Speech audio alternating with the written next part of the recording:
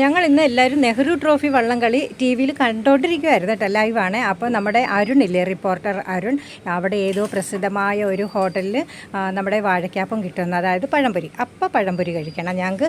അപ്പോഴത്തേക്ക് ഒരു ഏത്തയ്ക്ക ഉണ്ടായിരുന്നു കേട്ടോ, ഏതായാലും മാവ് അന്നേരം തന്നെ പഴംപൊരി അങ്ങോട്ട് ചെയ്തു. പിന്നെ ഈ കാണുന്ന കറി എന്താണെന്ന് വെച്ചാൽ നമ്മുടെ ഗോബി മഞ്ചൂരിയാണ്. ഇന്ന് കുക്കർ ബിരിയാണിയാണ് ഞങ്ങൾ വെച്ചത്. നമ്മുടെ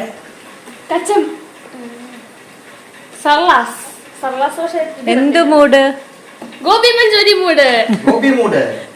എന്ത് മൂഡ്? സാലഡ്. ഞാൻ പറയാം, എന്ത് മൂഡ്? ഗോബി മൂഡ്. എന്ത് മൂഡ്? സവാള ഗിരിഗിരി മൂഡ്. Salad mood. ഇന്ന് കുക്കർ ബിരിയാണിയാണ് ചെയ്തതെന്ന് ഞാൻ നേരത്തെ പറഞ്ഞില്ലേ. അപ്പോൾ എളുപ്പമാണ് ഈ സംഗതി കേട്ടോ.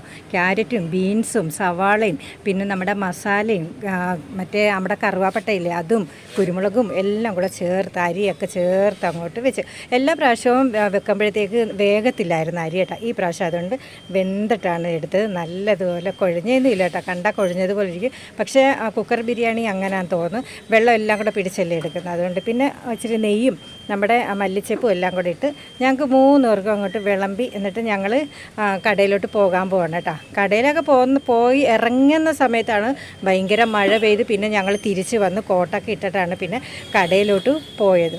അപ്പോൾ ഇന്ന് കുക്കർ ബിരിയാണി, സലാഡ്, പപ്പടമൊന്നും ഇല്ലായിരുന്നു കേട്ടോ.